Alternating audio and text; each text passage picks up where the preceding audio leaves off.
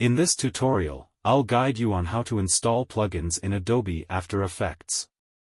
To begin, locate the plugin or effect you want to add to After Effects.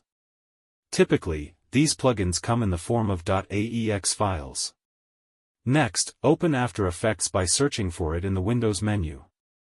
Right-click on the application and select Open File Location. In the new window, right-click on the After Effects shortcut and choose Open File Location again. Now, you should see the Plugins folder.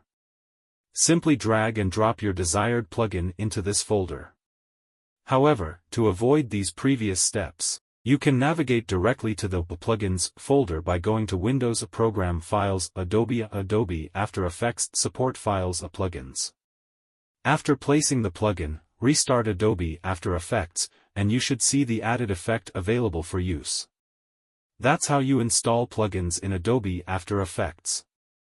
Don't forget to like and subscribe if you found this video helpful.